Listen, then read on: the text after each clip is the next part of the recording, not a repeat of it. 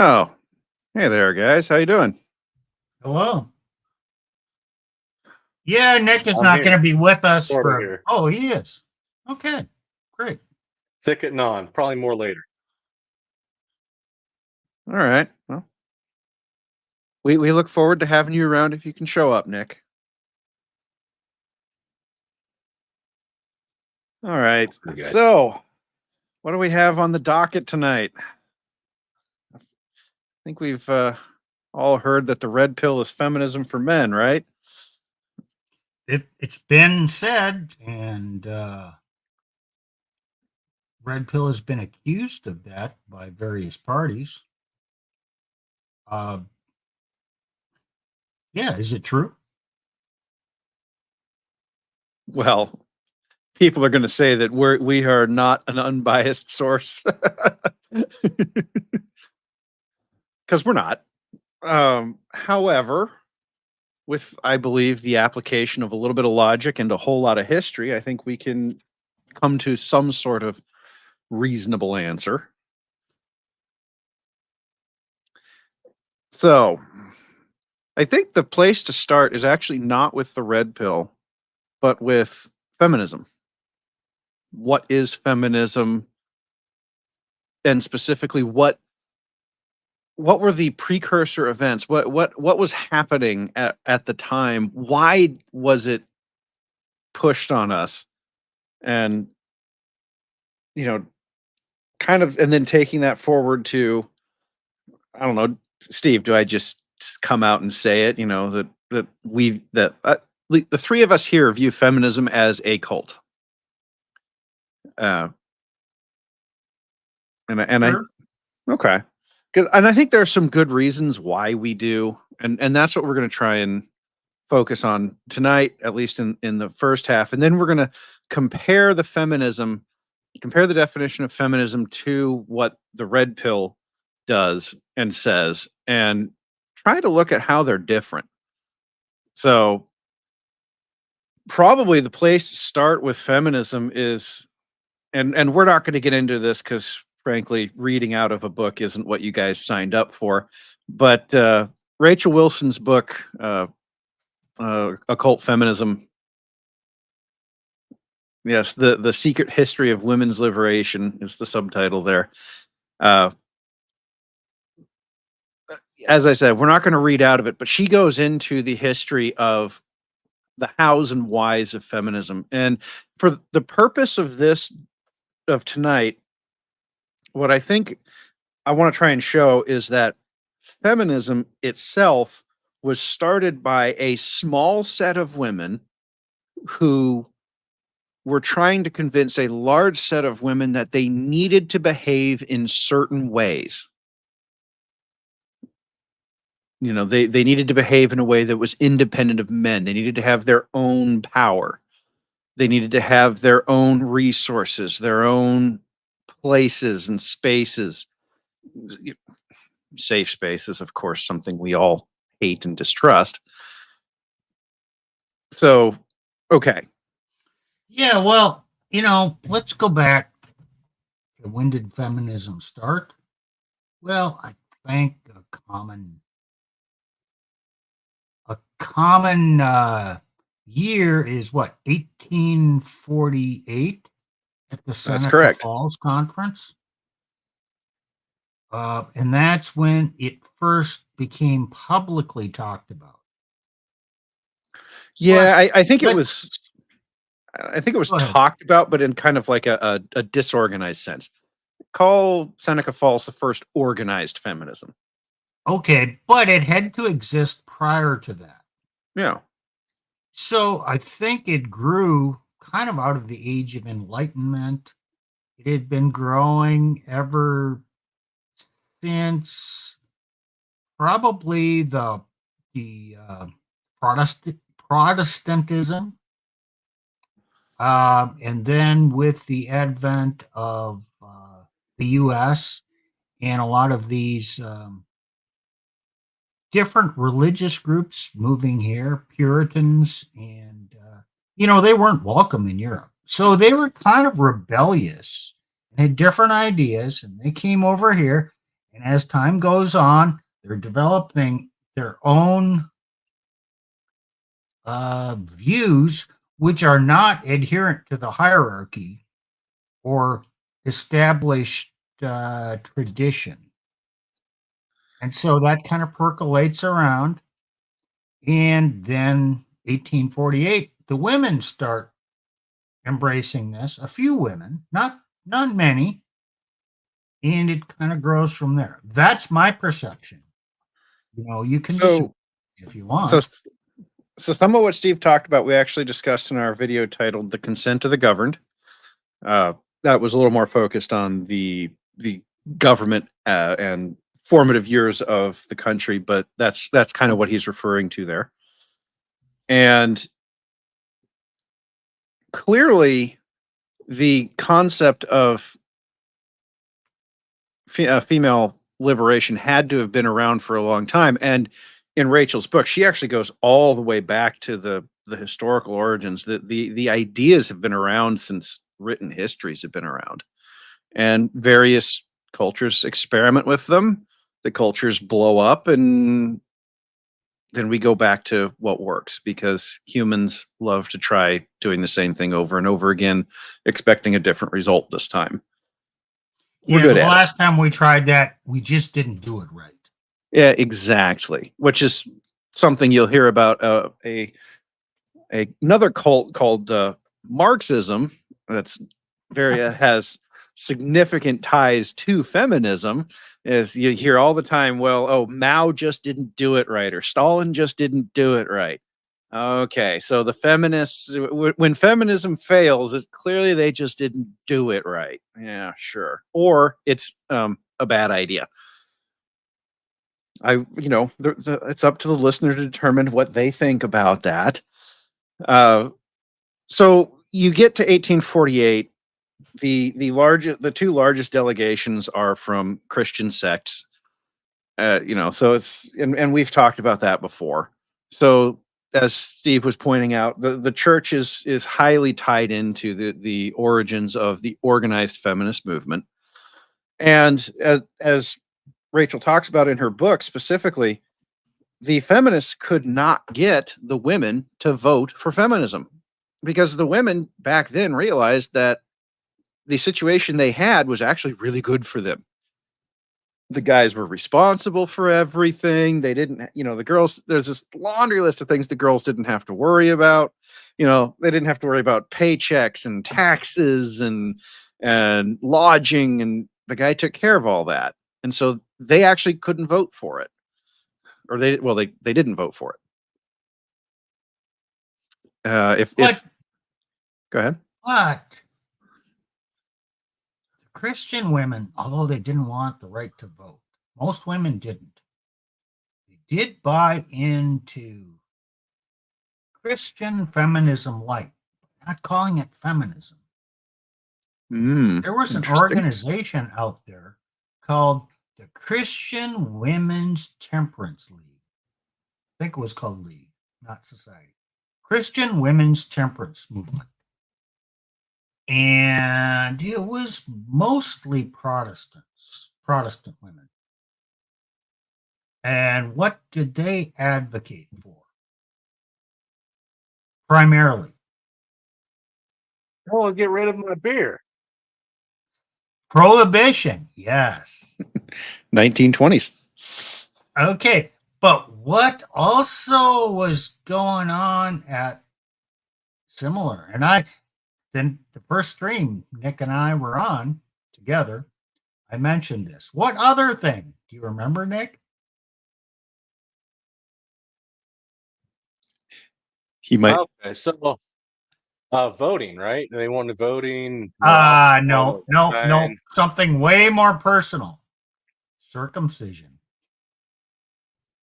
Well, oh yeah, that old stream, and we talked about how modern circumcision is not what we think, not what Hebraic circumcision was. It's not, but the whole push, and it was Kellogg. Was it John Kellogg? Kellogg, Kellogg cereal company. But the whole push on that was to reduce the tendency for men to masturbate, basically it was to control their sexual urge to make it less pleasurable. But now, it's all, we have a different view. But okay, that happened at the same time. Control men's sexuality. That's what I'm calling it. I don't know that anyone else has. And control men's tendency to go to the bar and drink up their paycheck and whore around. Oh, wait, that's controlling their sexuality. So the Christian women, even though they may not have advocated being the head of the household and voting, they did want to control men's behavior. Now, is it any coincidence around this time they started, defiling the sacrament of the Lord's Supper by substituting Welch's abomination of grape juice?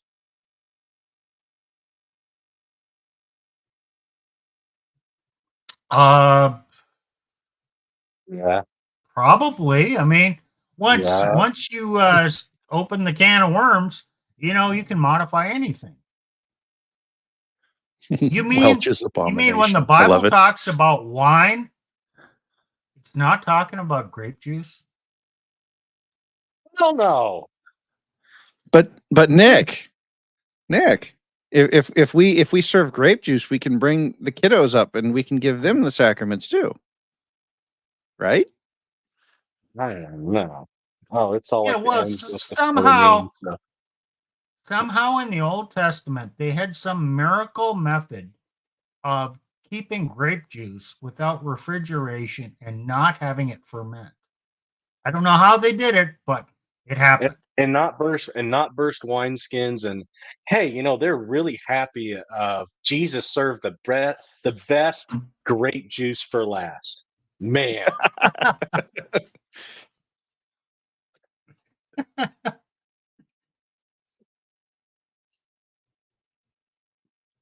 I'm taking off topic. We are. You're enjoying We this. enjoy going off topic, and I when don't, things I don't like the effeminate sacraments. Let's put it that way. The feminized sacraments. you Well, want these your practices- sacraments to be potent, I not want them the way impotent. Christ ordained them. The way Christ ordained them, not how man wants to manage crap and think they know better than God.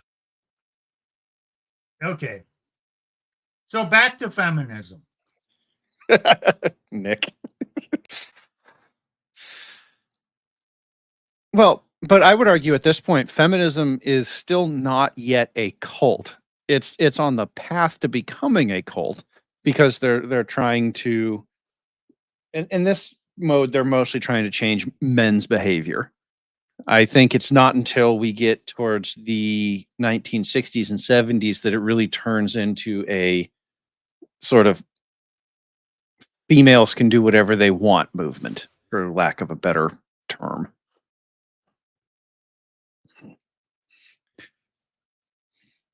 Well, yeah. I mean, we go through, thinking about the sexuality issue, because I think that's a way to track the growth of feminism. In the early 1900s, every Christian denomination, Catholic or Protestant, believed that contraception was wrong and sinful. There was not a single denomination. Well, okay. I'm sure they existed. Maybe one or two existed, but in general, none of them condoned contraception. And what was there was a Supreme Court ruling on this, Connecticut versus, I forget, in their 20s or 30s. And then at the first one to permit some type of contraception was the Anglicans, Episcopalians. in 1930 in the Lambeth Conference. So, okay, now under certain circumstances, contraception is okay. And then, that idea slowly became more accepted. And when you think about that, this idea of contraception removes the consequences of sexual union from men and women, but primarily felt by women.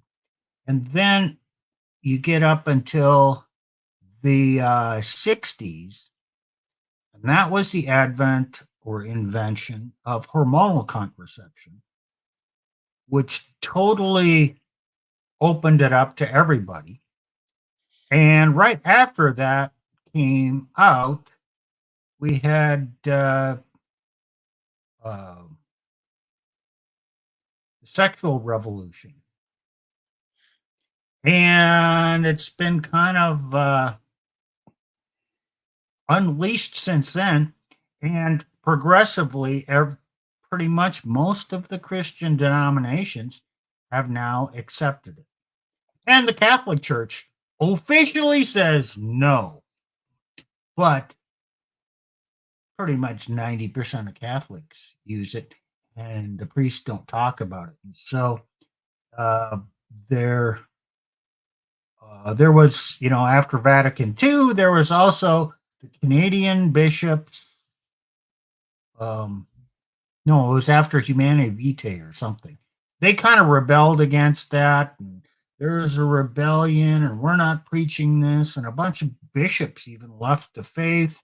It was a big controversy. And so now nobody talks about it. And contraception is pretty much accepted among Christians. Steve, are you talking about Griswold v. Connecticut?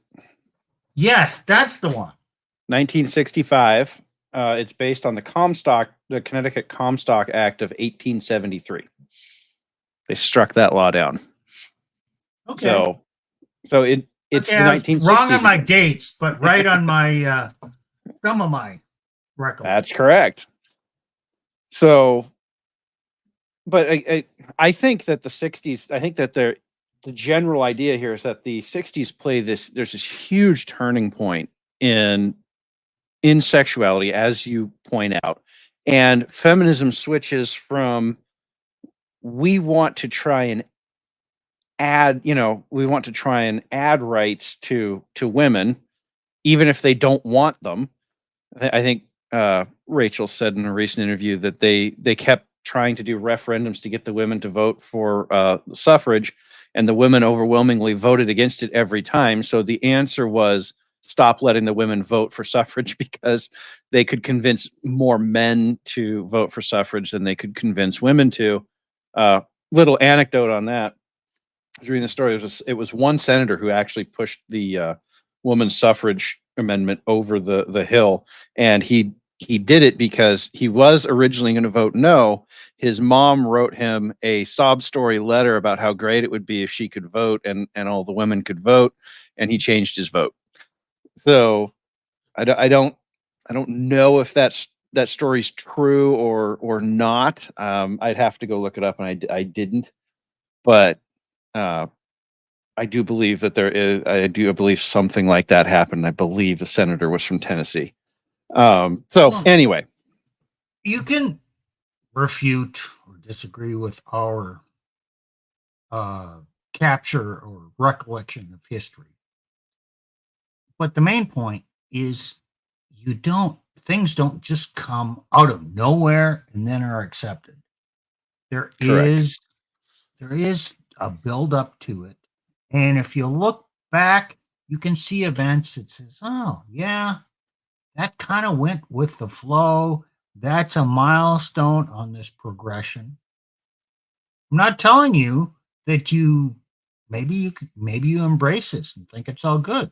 That's your decision.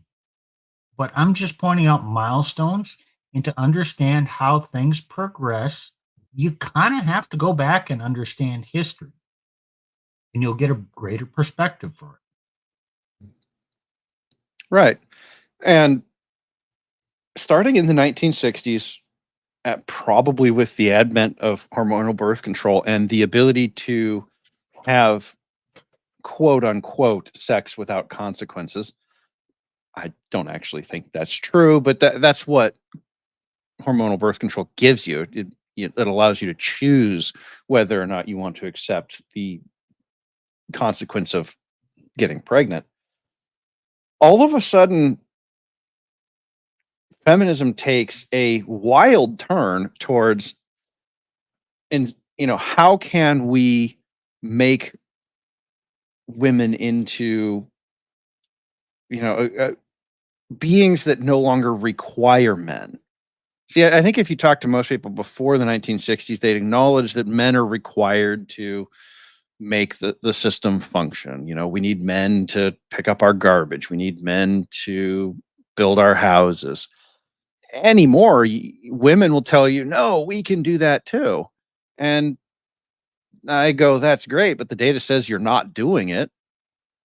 I've got Aaron Clary's book, A World Without Men, up here, and only something like 2% of all construction workers are female, and they tend to be the stop go sign holders on the roads, right? Like they tend to not work the Andrew dangerous Wilson jobs. had a debate with a feminist. They were talking about construction, and they got into roofing. And he said, men roof the houses, and women can't do it. She says, well, women can do that. They can learn how to do it. They have tools. And he says, yeah, well, no, because it's really hot up on a roof. It's hard work.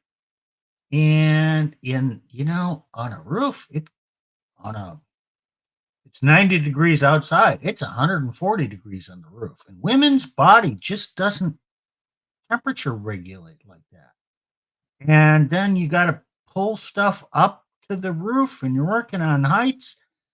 It's just kind of impossible for women to do that job. And she didn't believe it. She says, well, women could if they wanted to and needed to. Well, they don't want to. Even if they needed to, I don't know if they could do that job. Well, there are a few who would do it, and in Clary's book, he does point out that women could do it. If you accept that a woman could do it, there's so few of them who could that you can only build a fraction of what the men build, a tiny fraction. I think he said you'd get a 6x8 cell because that's about what you'd have the capacity with the number of women out there. You wouldn't be building these McMansions, that's for sure. So sure, okay, I'll go there. I'll believe that. He's just working off BLS data, and okay, there's a few women out there who do it. They could build some things. There's just not going to be many of them who do. And feminism kind of tries to say, okay, well, regardless of that, we don't need men. Feminism, and because of this, feminism has become, and Nick may disagree with me here, but I view religion and cults as two separate things, and here's how I view them. A religion is a system of beliefs and practices and rules that is designed to give order to a chaotic life.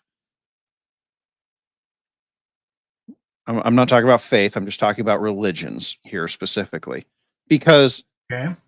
cults can also be a religion, or you can include religions in the definition of cult but I think that a cult is more along the lines of cults try to get you to believe and do things that are detrimental to yourself. Like if Christianity isn't telling you to do things that are detrimental to yourself, it's telling you to do things in a certain way for the reason of improving yourself. Whereas you think like in the 90s, the death cults were popular, right? And the whole point of that cult was to convince you to drink the Kool-Aid. I mean, that's where that expression comes from, right? So Christianity doesn't teach you to drink the Kool-Aid? It doesn't teach you to kill yourself. That's true. But certain types of Christianity, or what purports to be Christianity, does hype people up emotionally to get them to buy into their belief structure and just feel what we're feeling. And so join our club and drink our Kool-Aid. Well, if you're talking about like the Joel Olsteins and what's that? Can't remember his name because I try to block it out all the time. That pastor guy, Mark, the Mark guy.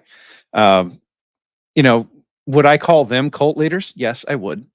For that reason, they're trying to hype you up to give them money. It's not a death cult in the sense that you're not dying, but you're not really tithing for the work of the church. You're tithing so that Mr. Olstein can upgrade from a Gulfstream 5 to a Gulfstream 650. Okay. Okay. All right. So I'll- go ahead. I'll enter in here. So there's true religion, and the rest is cult, and that's where I draw the line. So you're saying some cultish behavior tries to pass itself off as pure Christianity? Well, I mean, there's two denominations formed after an angel telling them not to believe another gospel, but I mean, after Paul told them not to believe another gospel, there's two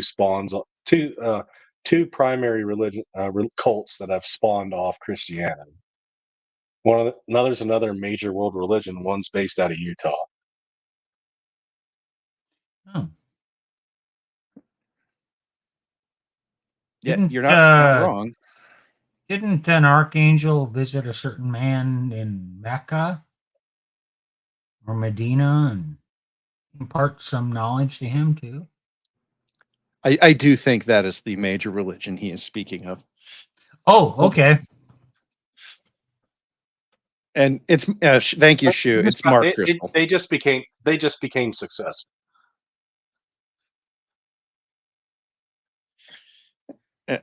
And Shu in the comments, thank you. You're right. It's Mark Driscoll. I try to block his name out because the guy is a total cult leader. Colonel. But he is believed as being a proponent of a masculinity and a model for Christian men. Yeah, he is. Driscoll is actually promoted as that, and he would agree with that. Oh, I know he would. He wants to be the leader of forming good men. He wouldn't know how to build a good man if the whole syllabus was given to him from God himself. So Colonel Applegate in the 90s directed men to cut off their manhood to be a true believer in his cult. Yeah, this is exactly the kind of stuff that I'm talking about. Do this thing that is highly detrimental to you as a person, and you will be, saved, so to speak. So what you're seeing with feminism is the same thing. The feminists are telling the women to cut off the men, cut them off from sex. That's a common one, right? Don't give men sex. Don't, cut them off from, of course, children. That's your birth control. And all of this stuff happens in the 1960s. And so, like, you could make a rational argument for giving women the right to vote. I don't think it works, but you could make it. You could make a rational argument for expanding the quote unquote rights of women. But that's not what the feminists are doing today. The feminists today are advocating for women destroy your lives for the express purpose of spiting men because men are bad and they have cooties or something. That's a cult. Well, but that's not what they tell women. What's the reason? What they're selling women that you can be like men. Mhm. You can have a rewarding career. You can make money. You can be successful and have a fulfilling life on your own merit without and there's no need for you to have kids. You can pursue your passion. You can fulfill your capability, and you don't need a man to do that. Oh, well, I might have a chart that challenges that theory. Here, let's put this Oh, up. So, this chart is the demographics of long-term antidepressant use. So, antidepressants come in a couple different forms. There's short-term antidepressant usage. I've talked to lots of guys who've done it for, like they do it for a month or two because, something bad happened in their life. They pick up, they get on, they move on. This is specifically dealing with adults who've used antidepressants for at least 5 years. So we're saying this is saying 45 plus. So they're looking at older people in general. And antidepressant use among younger adults is about the same as it has been for the past 24 years. hold on. Okay. Go Last ahead. date in this chart is 2014. Uh-huh. That's 10 years ago. Uh-huh. We're using old data. Well, do you think it's And gotten better? if this trend continues, holy shit. If we saw real data from 2024, man, that'd be scary. Well, the trend has continued. But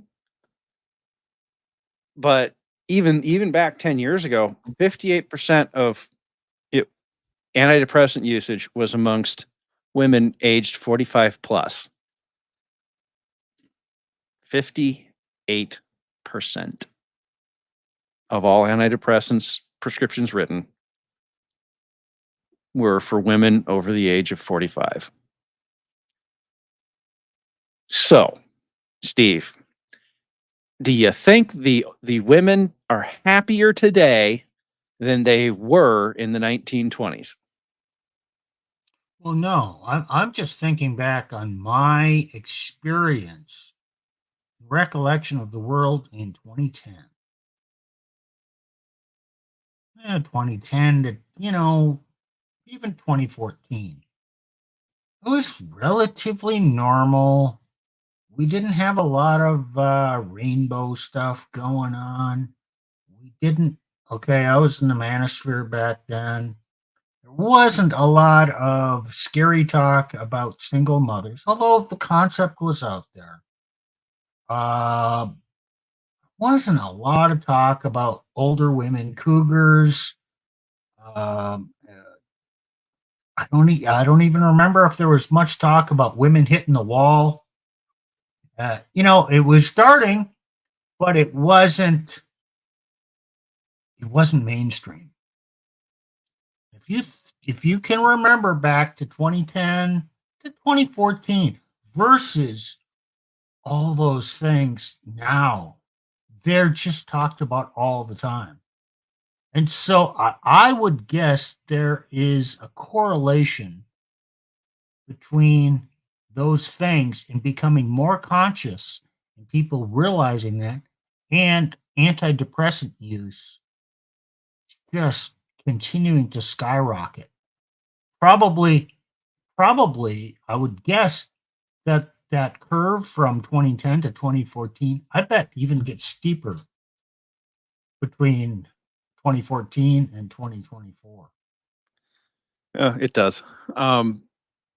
But the reason for the audience, the reason that we're spending so much time on this is we want to make it very clear that feminism is not just a series of beliefs and philosophies. It's not even just an ideology. And you've heard us talk about ideologies before. We're using the old Greek definition of a system of ideas. The feminism today is a cult. It is specifically a cult that is designed to destroy women. I mean, yes, they're destroying men too, but what feminism actually accomplishes is destroying women. And therefore, we're gonna probably branch off here into the next topic or the next direction. Or do you have something to say, Steve? Yes, I want to point out something on this chart. Okay. To back up what you're saying, feminism destroys women.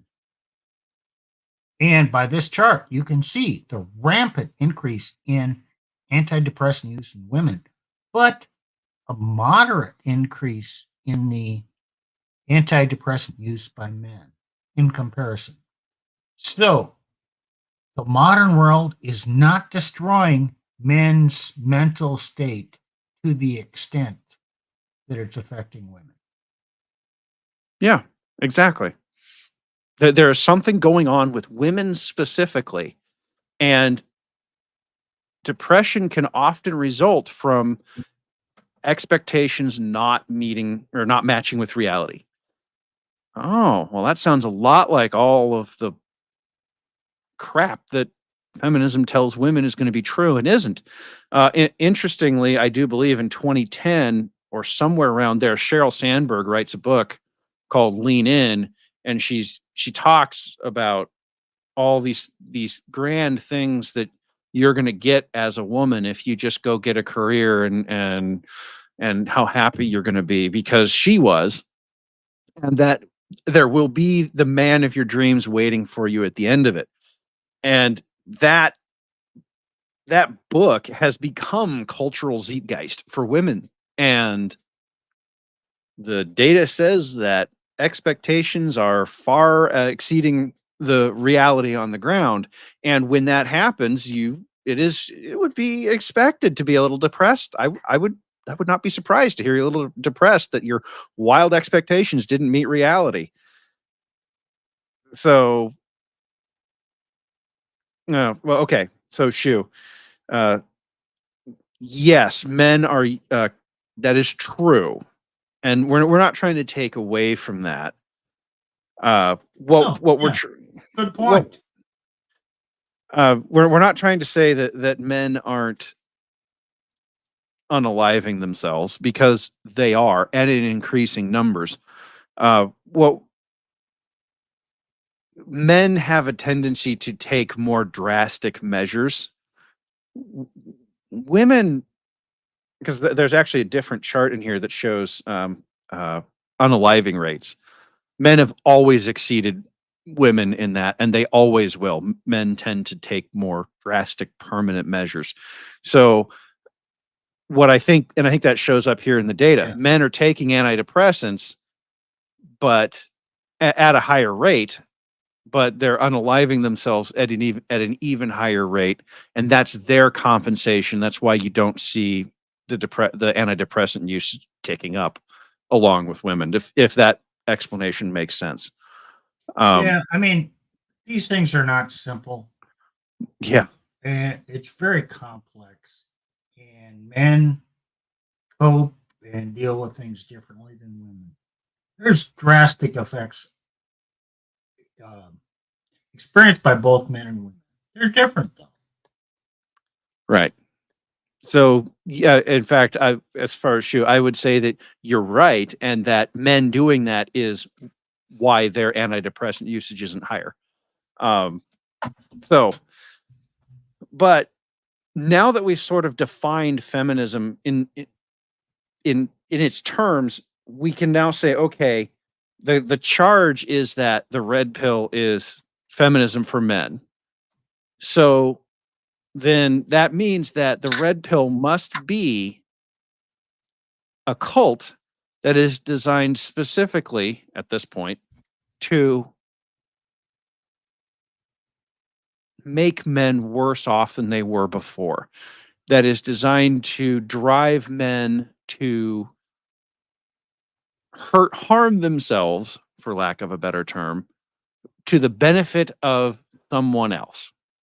What if I define it differently? Okay. Feminism is to give women what they say they want, and the red pill is to give men what they say they want. Access to a lot of sexual liaisons with numerous women.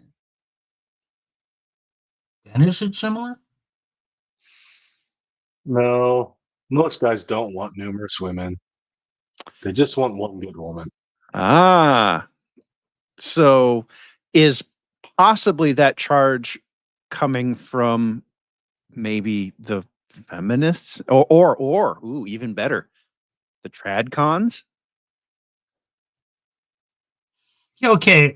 Well, are we talking about the 80-20 rule here or some semblance of that? Yeah, okay, maybe there's 20% of men out there who want that, but 80% of them don't. So the majority of men just want one good woman. Yeah, 20% of men will convince themselves and experience the unrestrained ability to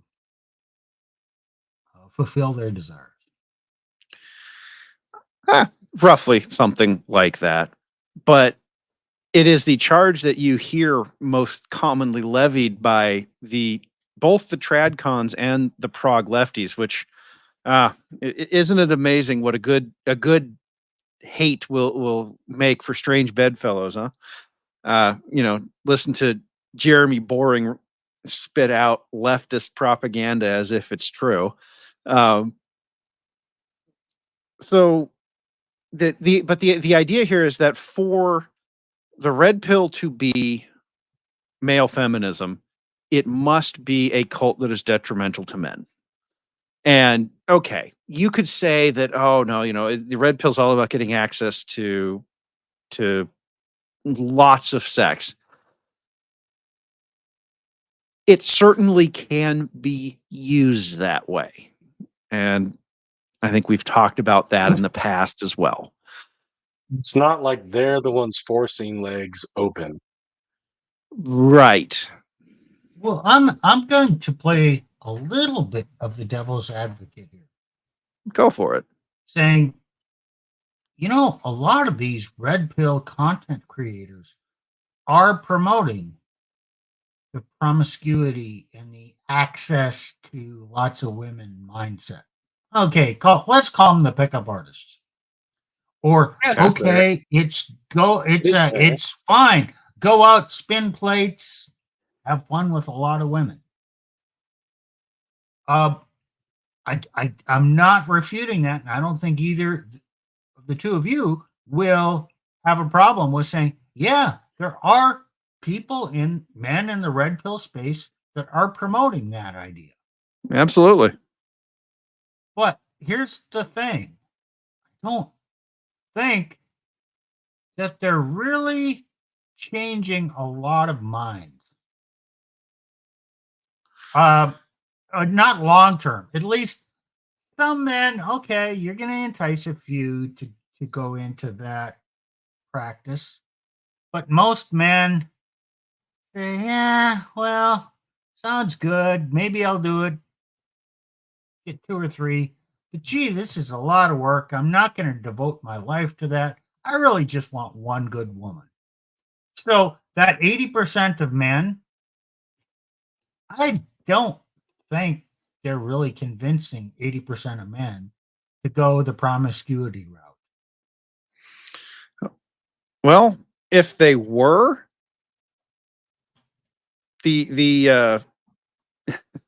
if they were, then it would be a very different narrative out of the detractors of the red pill. Because you'd have a lot more men who are frankly really happy with the way their lives are playing out, because they're getting what that narrative says they want, right? If your narrative is, oh yeah, this is just about getting lots and lots of sex, and the guys are getting that, then you would have to go, well, it's all true, and you make the claim that it's bad, but it's like all the guys are gonna be like, oh yeah, this stuff works great, and it wouldn't be very popular marketing narrative, because all the guys would go, yeah, just ignore the Jeremy Borings of the world. They don't know what they're talking about. It worked great for me, and all men would be out there talking about it. You wouldn't have the, not all men, but a good chunk of men would be out there talking about it positively. It would be, much more celebrated. So do men and let's be honest, do men really want that many women? You know, one woman is a hell of a lot of work. Yes, yes, it is. I So think a lot of times for men who want more than one woman, it's kind of an ego thing. yeah, it could be. I don't know. I don't want to make accusations on them. It's just not my thing. It's not my thing either.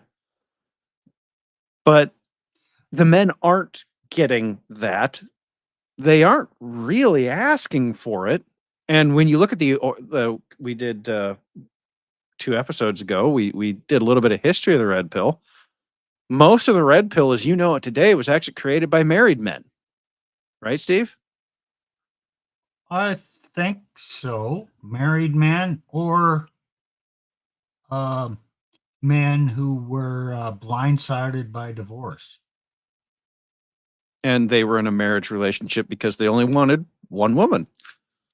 And, if the red pill was such a great thing and it was gaining speed and it was so attractive, oh, take the red pill.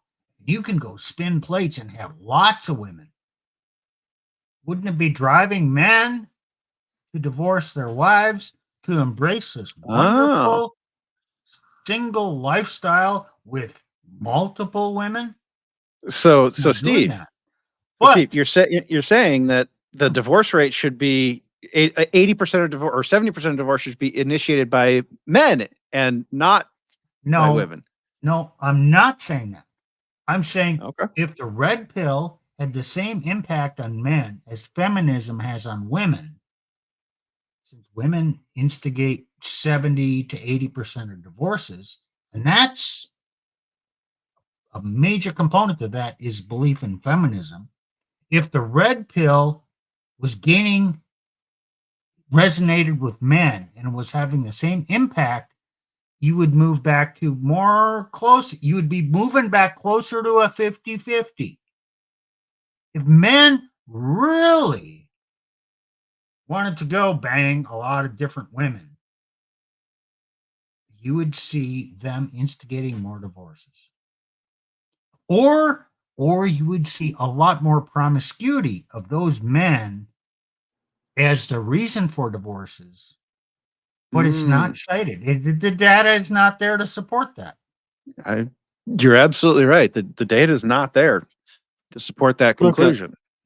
Go ahead. In every time in society, there's always been degenerate men that want to sleep with a lot of women. Yes. Since That's before not history. That's not going to change. What the red pill does is give you tools to help achieve whatever end that you want to achieve with success with women. And some of those men will take those tools and go out and have success with lots of women. I'm not going to say that's a good thing from a moral or even a sociological I don't standpoint. think it is. But you can use the same tools, right? And what were you saying? Oh, I was going to say, but you can use the same tools to get it, which is what you're saying. Right. But you could use it in a right way to get the right woman, not. But you have to filter through a lot of bad women, and unfortunately, there's not a good set of tools besides really the red pill out there that I know of. Yeah, I think you're right. I think that's exactly what is going on. I think most men out there are taking these red pill tools. They're taking the ones they agree with, and they're saying, these are the tools that I'm going to use to help me find a woman. And there will be guys out there in the red pill who say, no, no, no, you've got to do all of it. If you don't do all of it, you're not trying hard enough. You won't be successful. Or, and I look at that and I go, my personal experience, to be sure, it is an anecdote, but I didn't have to use all of them to have success. I didn't even use most of them. I also think we're leaving out an important aspect of the RP, the red pill, is that it's not just about getting with women, but dealing with the modern bullcrap of feminism. It's not just a reaction to feminism, but understanding woman's nature, but also understanding how they've been impacted with feminism and being in a marriage with a woman in today's environment, especially if you have a dry bed. Well, to paraphrase Plutarch, kind of in support Nick, in the kingdom of the blind, the one-eyed man is king. Yeah. So now here's another interesting thing about the red pill. Steve, what does the red pill have to say about personal fitness?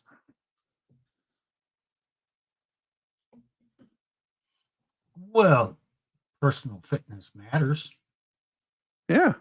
It says get some. Your choice. It's your choice. Yep. And the more fit you get, the better off personally you will be.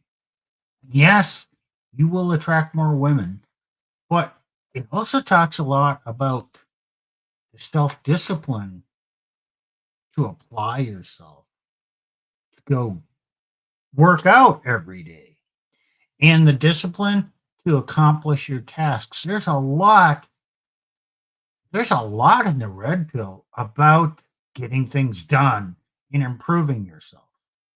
And it's not, if you improve yourself, you'll get pussy. No, it's if you improve yourself, do it for yourself. And yes, there are side benefits.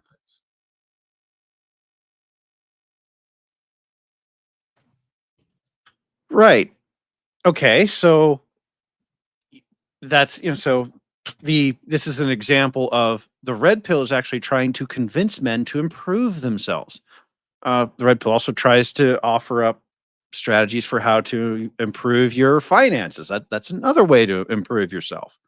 And there's a whole group out there that I call them the crypto bros that are there is a section of the crypto bro community that is heavily tied to the red pill community, and they're trying to improve men's financial education, understanding, and bottom lines. And this is all very good, but what's interesting to me is that similar to how Christianity has a bunch of rules and systems and beliefs that are designed to, in many ways, keep you out of trouble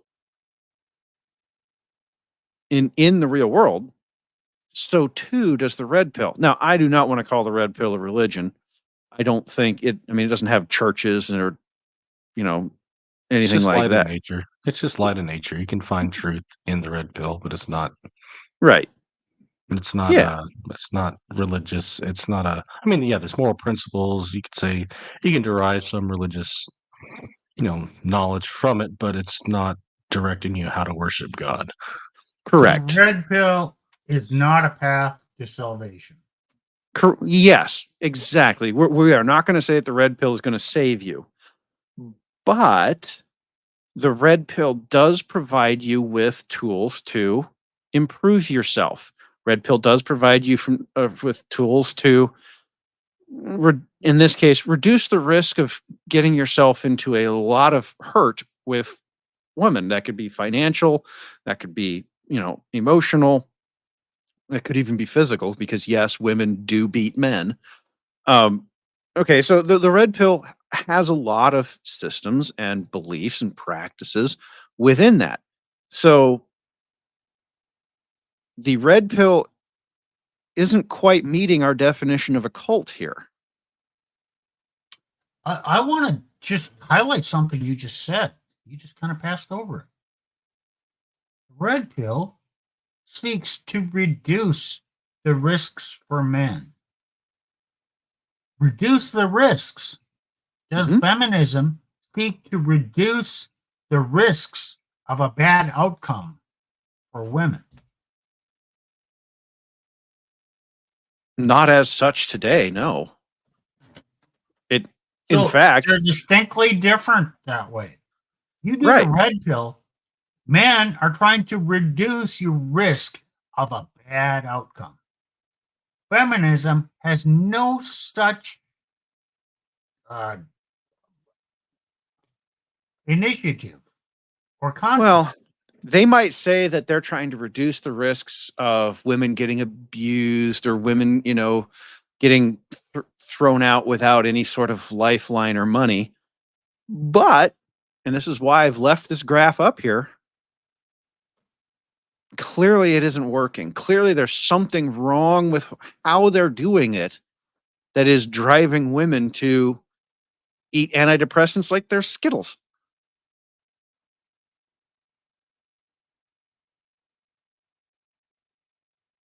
And I think the key is that the feminist position that women should be wholly independent units is based entirely on a belief that being independent for the mere sake of being independent is not just a good thing, but the ultimate thing, is the ultimate end of life, is to be independent.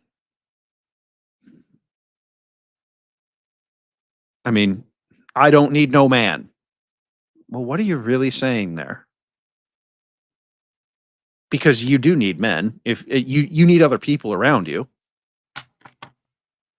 We don't live in a vacuum or an island. Well, that brings up another difference that I outlined in my notes. Feminism kind of believes in fluid gender roles. And you can make up your own rules. Women can do whatever men do. Men can do whatever women do.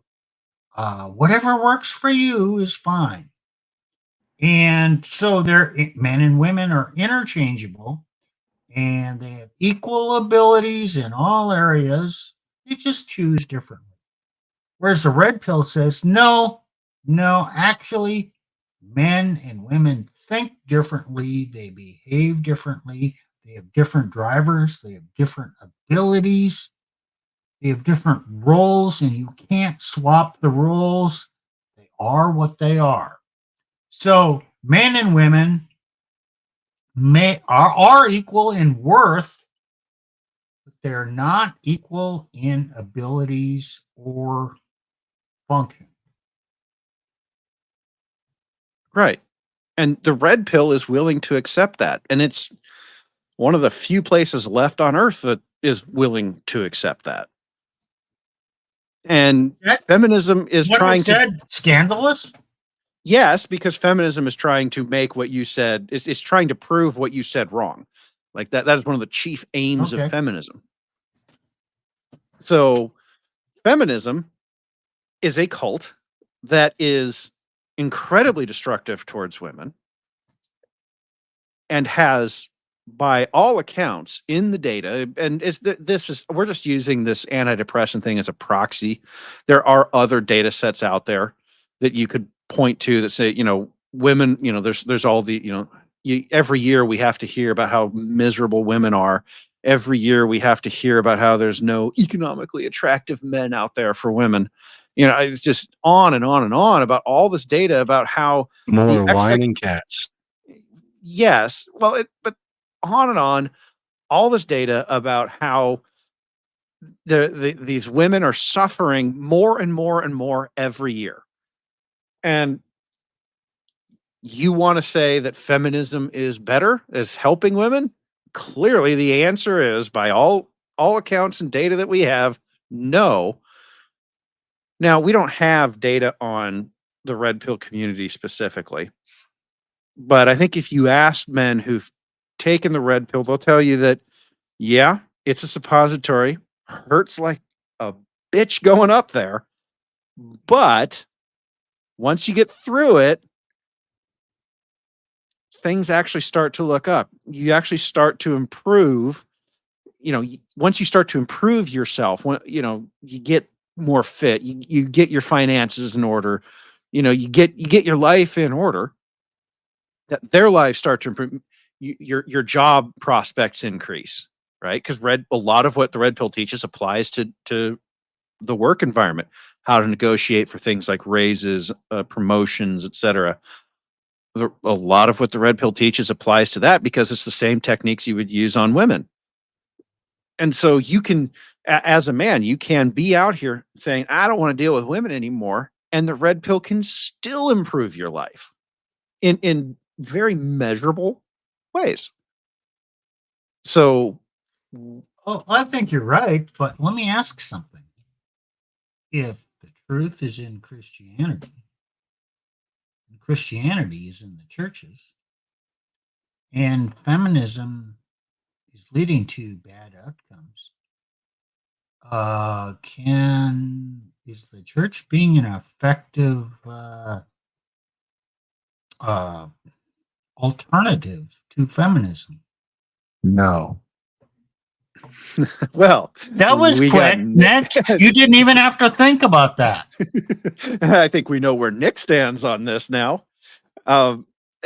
If the church was being effective, the church would have been effective decades ago. But given the church's role in the creation of feminism, I don't see how the church can have a serious role in trying to remove feminism without a serious rebuild of the church itself. Well, if you oppose feminism, are you going to offend women? Yes. Is the church willing to offend women? No. So is the I'm red starting to pill, see that in a few places, but not much. is the red Not pill much at all. just fully embracing, hey, we're going to tell the truth, and if it offends women, so be it. It's I'm not a sad that we pastor had. anymore. Well, to me, it's sad that it had to be the secular world to point this out. The church absolutely should have been the ones jumping and screaming and hollering about this stuff. But because they're so busy trying to lick women's asses, you know, to keep them in the pews and keep the tithes flowing, it had to be the secular world that basically calls out everyone, including the Christians, on their poor behavior. That is It's like Corinthians. It's like when like the guy in the Corinthians is having incest, right? It's like, look, guys, your own culture thinks what you're doing is, effed up. What the hell are you doing? yeah, exactly. I could make an argument that it's not really a church anymore. If the secular world has to call out a church on the church being unable to meet its own basic tenets, is it really a church or is it a cult? And you see that with these feminist churches that have taken on cult-like properties like Mark Driscoll and Joel Osteen. The feminist ideology has infiltrated the churches big time. And sometimes it takes some drastic conditions before people wake up. Hey, Haven't you we already tried it talked too far? about the red pill is a suppository. We didn't take it willingly when it was offered. No, the circumstances were forced on us. And then finally we had to say, oh, damn, yep, I'm going to have to rethink everything. Well, might the remedy also be a suppository for the church? Well, it's interesting. The church has Titus 2:5. It says talks to women to be discreet, chaste, keepers at home, good, obedient to their own husbands, and it has an interesting ending here. That, or you could say, so that the word of God be not blasphemed. Yeah, I think the word of God is being blasphemed on account of these feminist women in the church, not the red pill. Those are Well, fighting words. the red pill is not causing any changes in the church. The red pill has not infiltrated the churches. It's not an ideology that's found in the churches. Feminism is. So you can't really blame the red pill for the demise of our society, our culture. The red pill is not to blame for the decrease in the birth rate. The red pill is not to blame for the increase in the divorce rate. The red pill is not to blame for the increase in women taking antidepressants. I don't know. You got an argument against what I said? I don't. I do not have an Man argument bad, against it. red pill bad. Man bad, red pill. Well, yes. You know, a lot of people will say, oh, well, that's just because the red pill's too new. Okay. Yes, our destruction has not yet been felt. Just wait. To my response to that is just give us a minute here. But look, it could be the red pill has been around long enough that an enterprising pastor, hey Nick, could bring these ideas into his church and start doing it and start showing that it works. And yeah, you're going to lose a good chunk of your women, but the men will start showing up. And look, where the men go, the women will reappear because at the end of the day, they're wired to want the men. I mean, that's what you hear all the time. Oh, just go to church. That's where you find good men.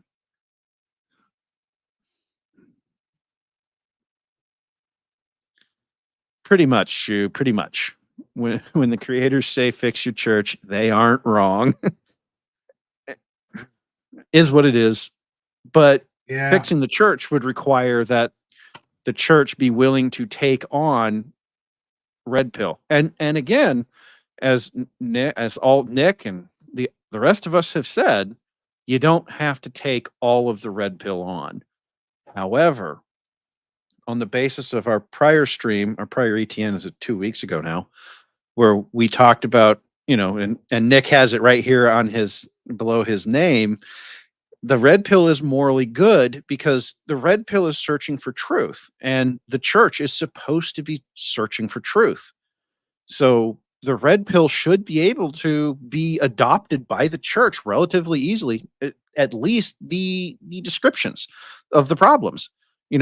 If I say that 94% of women who graduate high school will have had sex at least once before they do, the church, instead of reacting with, oh, the moral horror, should be reacting with, oh, dear God, how do we fix that?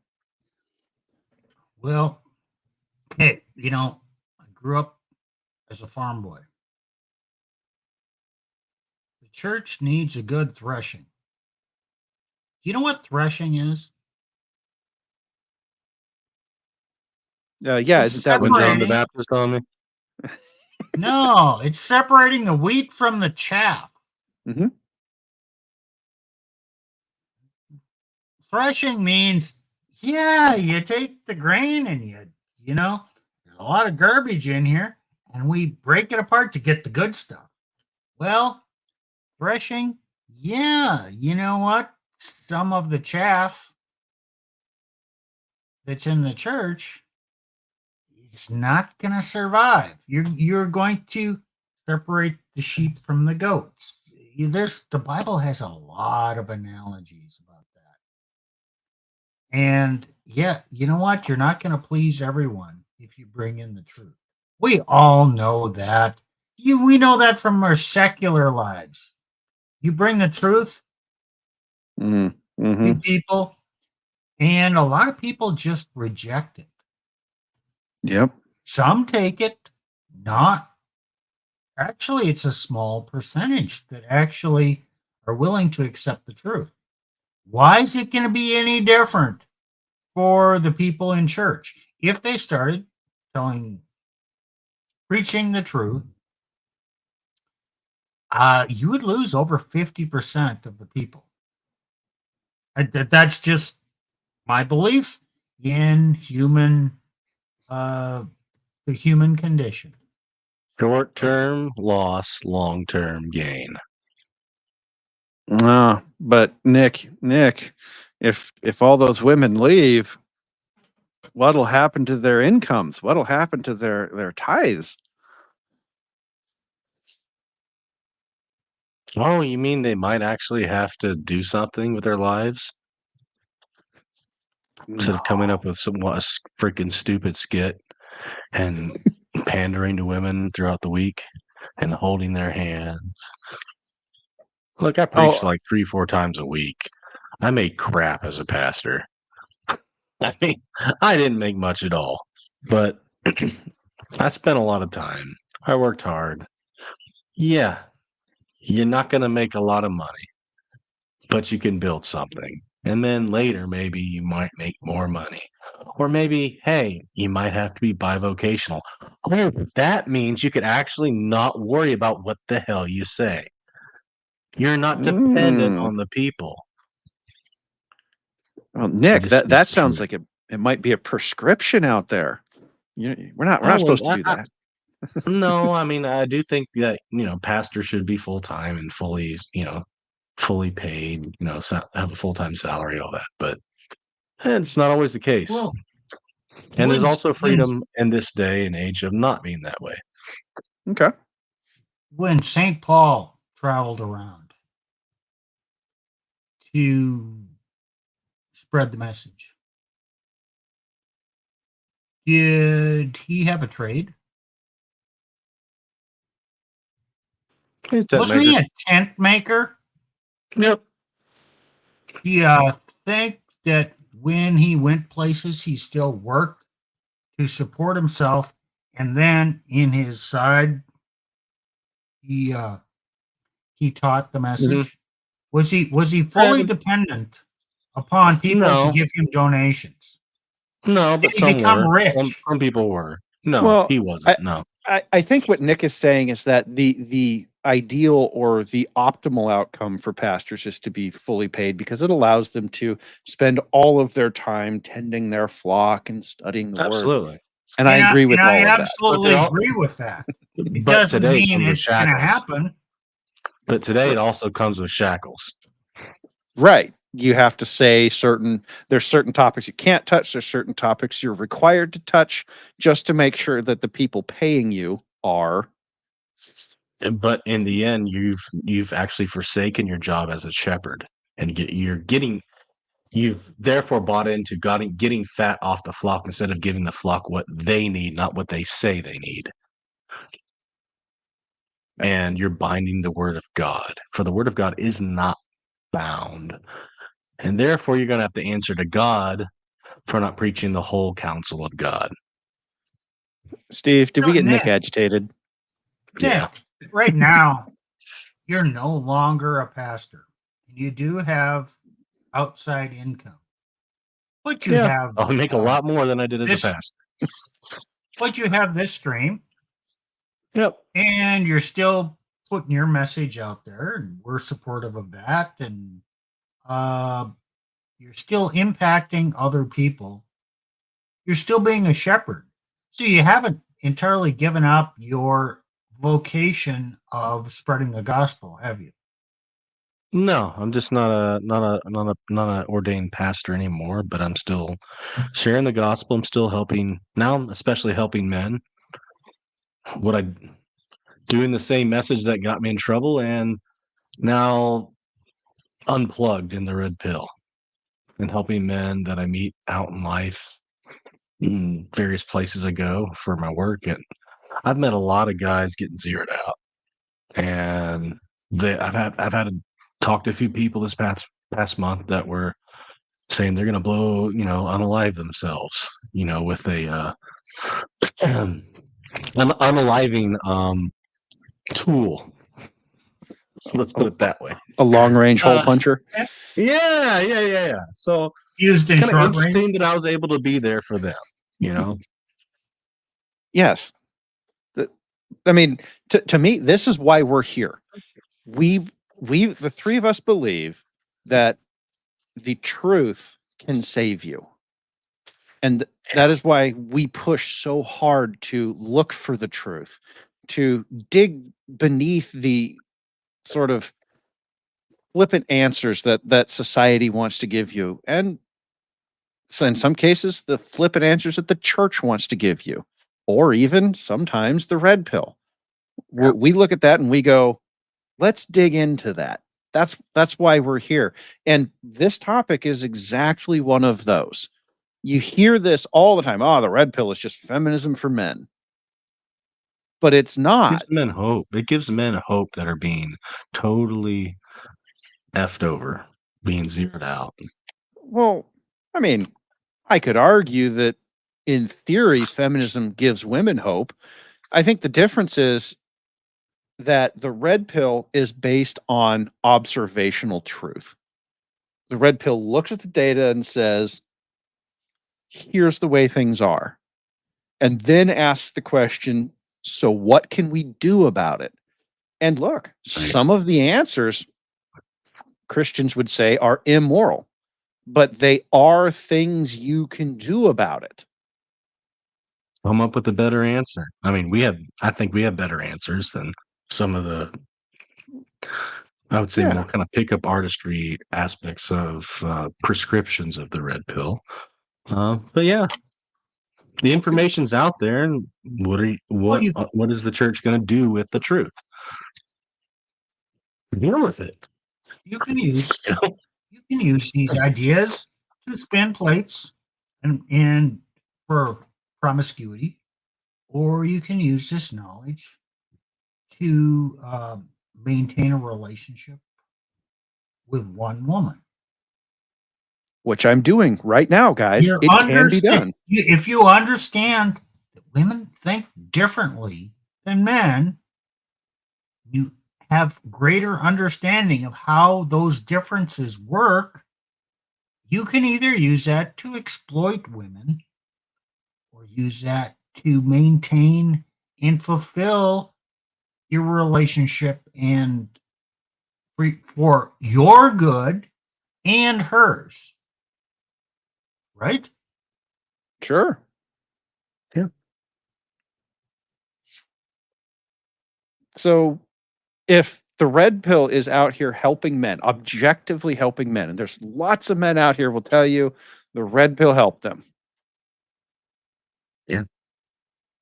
Is that feminism? Because feminism isn't helping women. Is the red pill, taking the red pill, pushing men to take more antidepressants or resort more to unaliving themselves? Or is it giving them understanding and saying, hey, you'll get through this. You have a greater understanding now. It didn't just happen. Now you can understand why it happened. So I think that it's not, but is feminism pushing women into more and more despair. I think it is. That is the big difference between the two.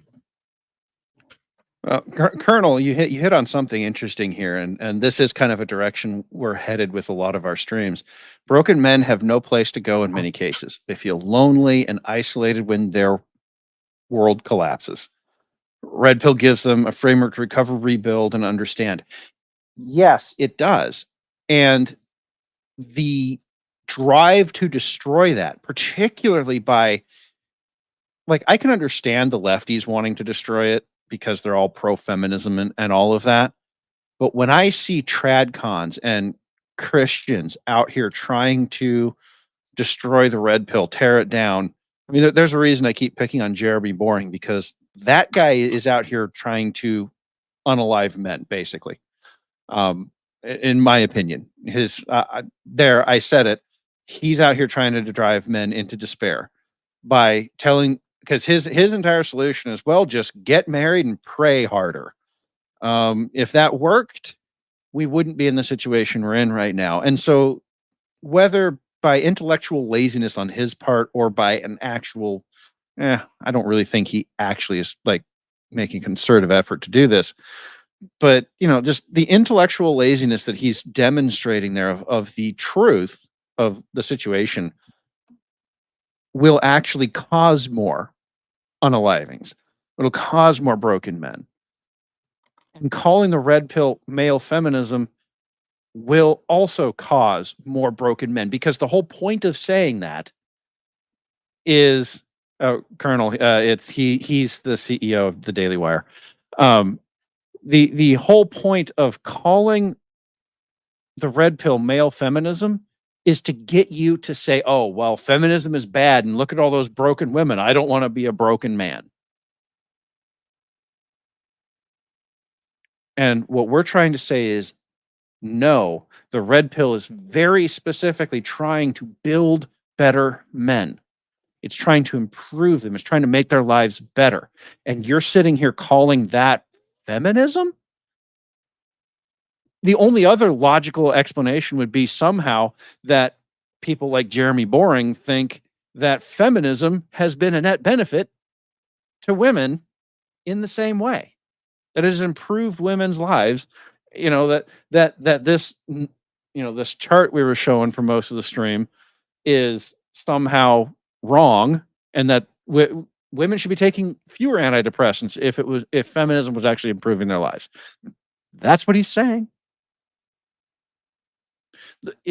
Or he's saying that red pill is destroying men. And I think if you listen to what the Daily Wire people have said on this, they do believe it's destroying men. Back many months ago, Glenn and I did a whole teardown of that thing, and that's kind of where we got to, is that Jeremy's trying to destroy men. I think there's a bigger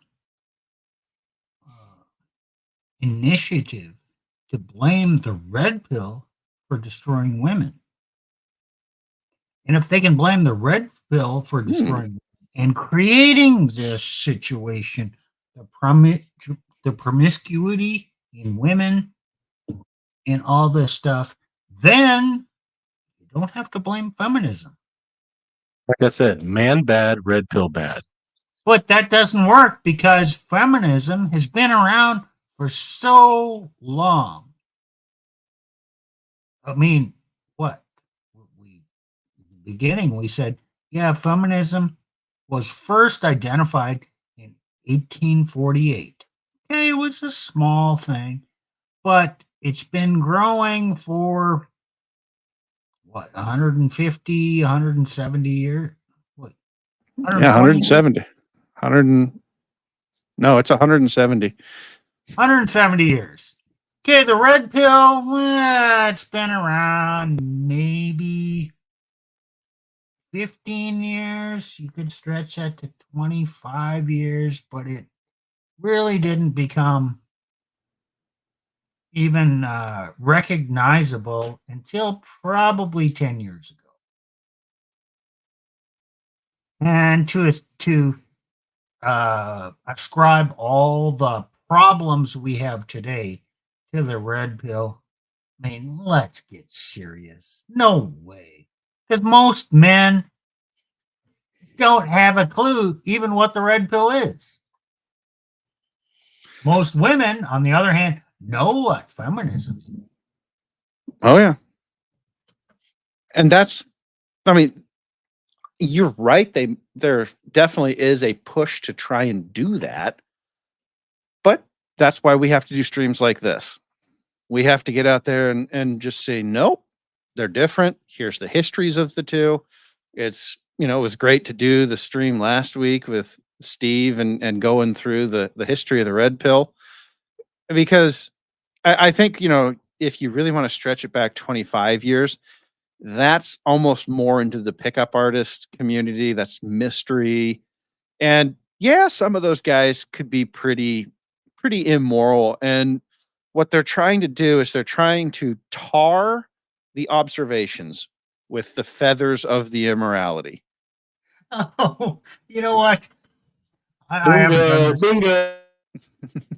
You could go back and watch Mystery when he first came out. And I haven't done this, but it might be interesting. And what he talks about back then is probably would seem so amateurish, so kindergarten level, that you would probably just laugh.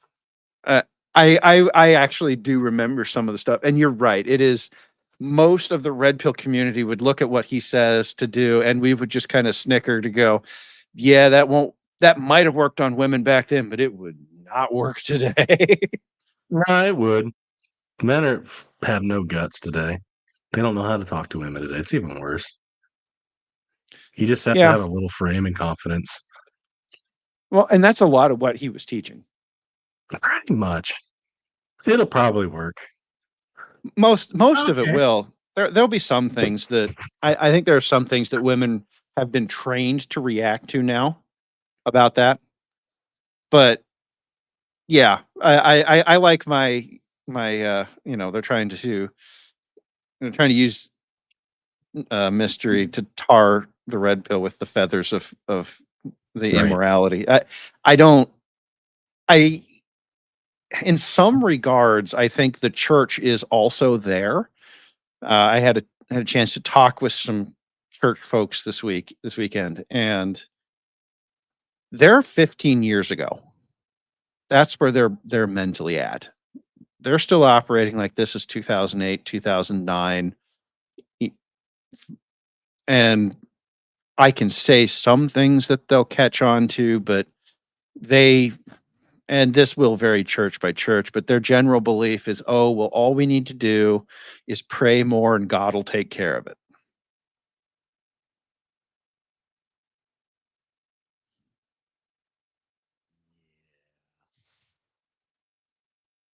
It's probably not gonna work. It's like, hey, I'll just pray about it. Never actually repent. Never actually, learn. No, I'm just gonna pray. And something's magically just gonna happen. Yeah. Yeah, God could do that, but that's not his normative way of operating. Yeah, I agree, but there seems to be a lot of that out there, and not just in the church. There's lots of people, particularly on the right, who think that, oh, well, all we have to do is elect Trump and he will take care of it for us. It's a secular version of the same thing. Pray to Trump, he will take care of it. Let me add to that a little bit. There are the good guys out there, the white hats. And I'm listening to QAnon. And you know what? Already, there's this group out there of good guys, former military people. They're going to come in and they're just going to swoop in and they're just going to clean house on all the bad people out there. So I can sit back and do nothing because someone's handling it for me. Not the same kind of belief. Yes, But it the is. church is going to do it and you don't have to do anything yourself. It's like, hey, the Muslims are at the gates. Hey, we don't need to send anybody there to fight against them. No, just pray.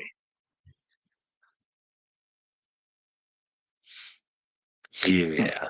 I think some Protestants could use to read the James a little bit more. Sometimes you're gonna have to put in work, guys, and the less work you did 20, the less work you did 20, 30 years ago, the more work you're gonna have to do today. Because you didn't take care of the flocks, you didn't take care of the your churches, you didn't take care of your communities around your church. You were so focused on keeping the lights on that and telling yourselves, "Oh, well, I have to keep the lights on to do those other things," that you became beholden to you became subject to your flock. And you can't take care of a flock that owns you. If the sheep are running the asylum, you This can't brings to help the mind sheep. this exact thing.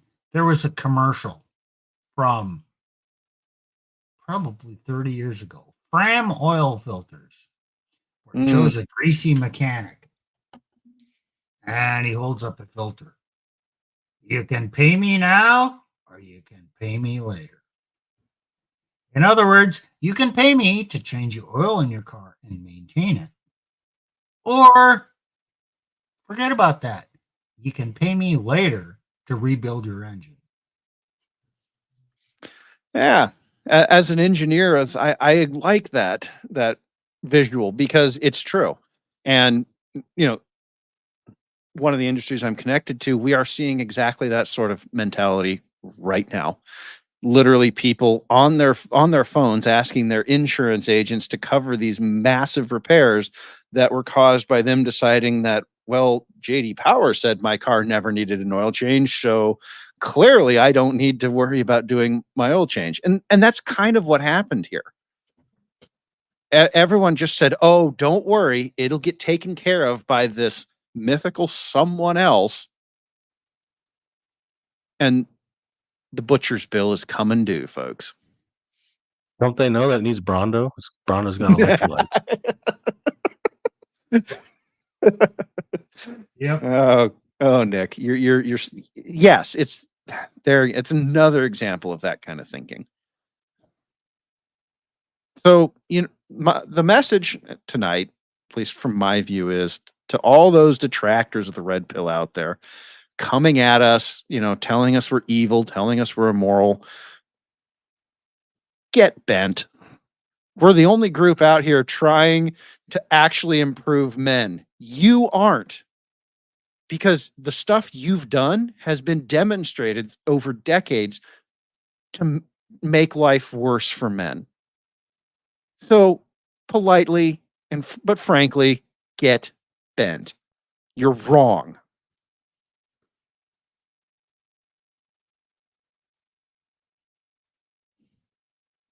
I don't know, Steve. You have any final words as we wrap up here? No, I think we explored this topic pretty well.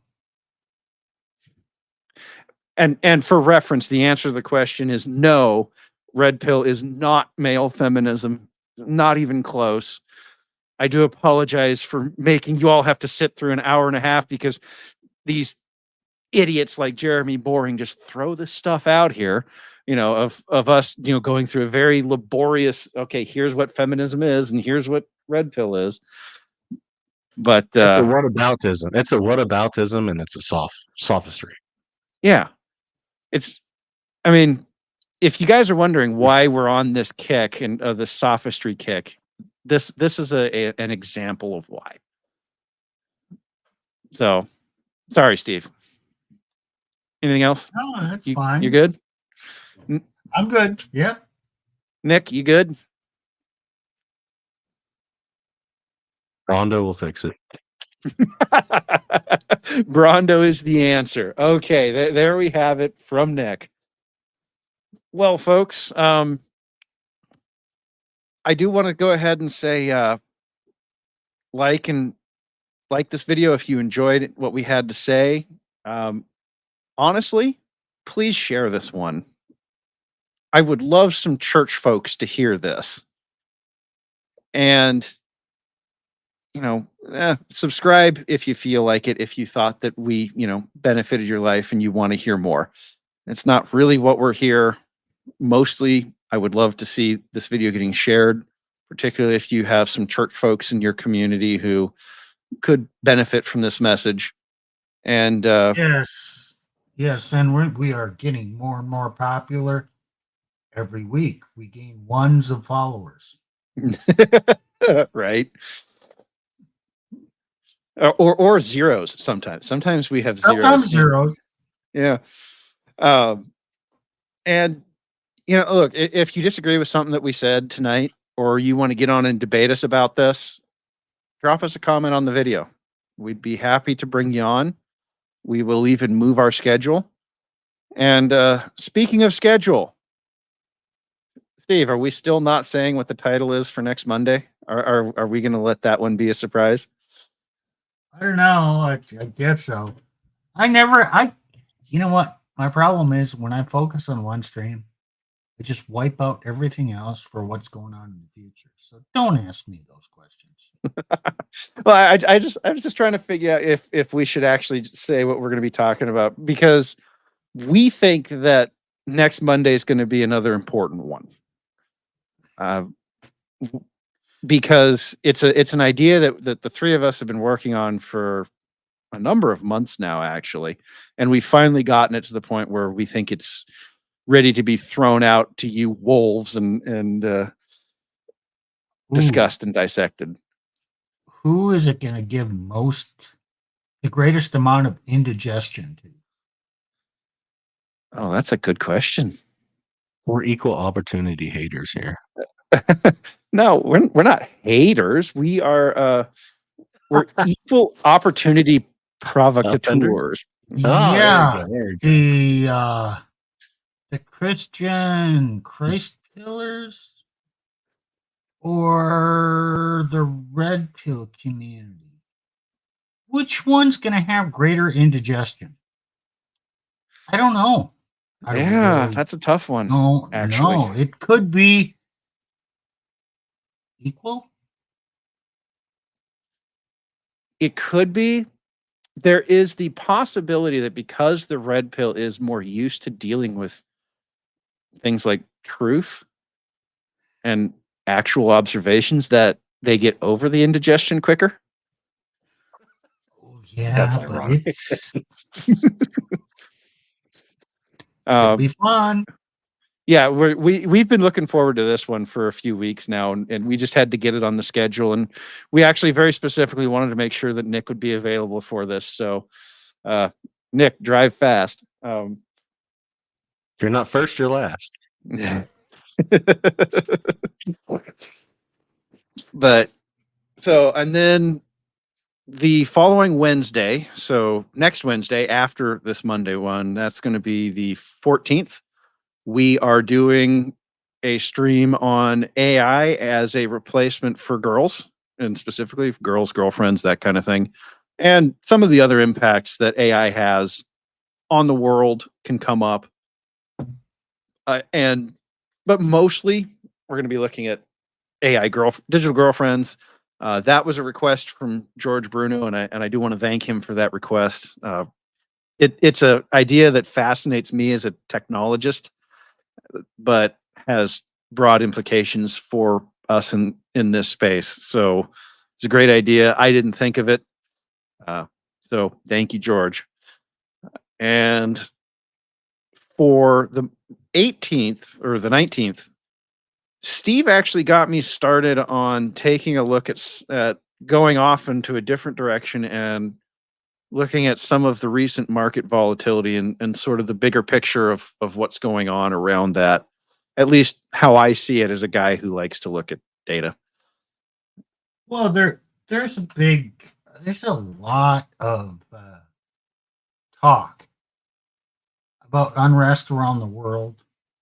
Mm-hmm. There's even talk about, a lot of people are speculating the election will never happen because something big is going to happen between now and then, and we're just waiting on this, and the economy's on the verge of going down, and we just suffered a hiccup in the stock market and the world financial situation. And it's just a lot of rumblings about that. Yeah. So it's, we are not entirely just red pill focused. We talk about a lot of things here. And we have talked about financial things in the past, and Plutarch is the guy Oh no. with the perspective on this. He's putting me on more the spot so than here. Nick and I. Well, okay, between That- the three of us, you are the guy. It's the true. three of us. It's true. I'm the guy So, who cares. the yeah, most about it. let's delve into that. And you know what? You might be wrong. Well, it does. Look, Mondays is exposing the narrative. Not all narratives are culture, red pill women. Some narratives are economic. Some narratives are, just general cultural life out there, And yeah, we do have to go talk about other things once in a while. We've definitely been on a red pill kick lately, although I think that's partly because we've been trying to build sort of like a worldview or thesis statement on that. And I think Nick kind of threw us over the top of figuring that out with his RP is a moral good, or is, like, I think he kind of got us there. And so we've been exploring what all that means, but we do need to get back to some of our other stuff here that we want to work on. And there's a lot going on. So yeah, between the AI topic and the financial topics, we should be taking a little bit of break from the red pill here over the next couple of weeks, but not until after Monday. You will. The title will be on the video. I'm not going to like hide it from you guys when we put it out there, so you'll know when the video goes out. It's a secret. But for now, it's a secret because this is an idea we've put a lot of effort into, and frankly, we want to get there first. Yeah, well, because seems people could. man. Go ahead. Can I give a clue? I think many people will think that the problem is that you're not giving the descriptors for our next topic. Oh, okay, Steve. Okay. Now you're just having fun. I like to have fun. Ay.